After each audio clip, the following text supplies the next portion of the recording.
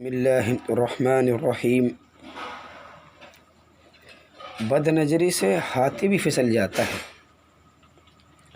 جس آدمی کو بد نظری کی عادت پڑ جائے وہ شرمگاہ کی حفاظت کبھی نہیں کر سکتا۔ شیطان عجیب انداز سے دھوکہ دیتا ہے۔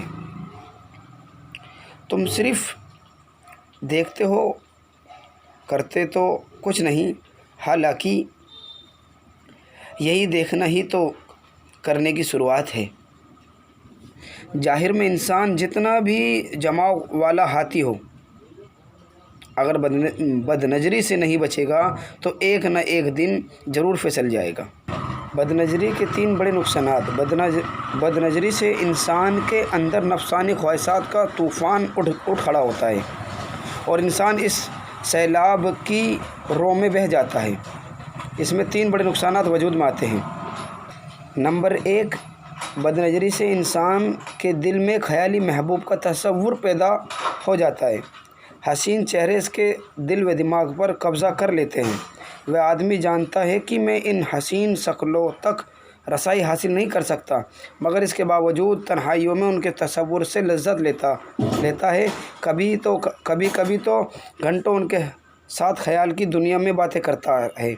معاملہ اس حد تک بڑھ جاتا ہے، تم میرے پاس ہوتے ہو گیا جب کوئی دوسرا نہیں ہوتا۔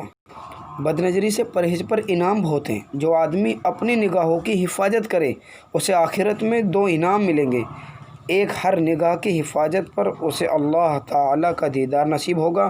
دوسرا انعام یہ ہے کہ ایسی آنکھیں قیامت کے دن رونے سے محفوظ رہیں گی۔ حدیث پاک میں آیا ہے۔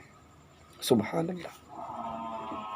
اور حضرت تھانوی رحمۃ اللہ علیہ تو یوں فرمایا کرتے تھے، حضرت اقدس تھانوی رحمۃ اللہ علیہ فرماتے تھے کہ دل کا گناہ نظر بازی سے وجود میں آتا ہے۔